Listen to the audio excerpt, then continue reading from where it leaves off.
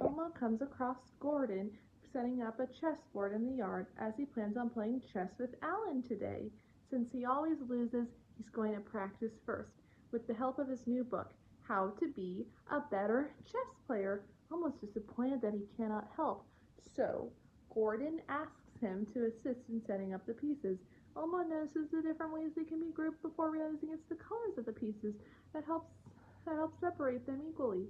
Then becomes very fascinated with the horsies, the knights. Elmo thinks he's won the game by finding and counting them, but Gordon explains there's more to it than that. Gordon shows Elmo how the pieces are supposed to be set up and reads off their names. Elmo thinks it's a story game and comes with a story about the royal pieces, thinking that's how the game is won. Gordon explains the actual rules of the game and says he'll be practicing his opening moves, which could make or break the game. Elmo demonstrates some of his silly moves, misunderstanding what Gordon meant, and knocks over the table, spilling the pieces. One of the knights goes missing.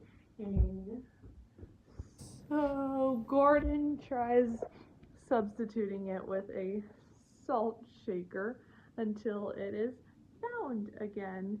Elmo begs Gordon to think of the horse's feelings and has an idea.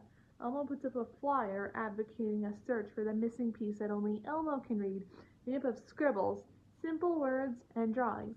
A pony, a cowboy horse, a bumpkin farm horse, and a couple of race horses answered the call, but none of them see that they match the missing piece.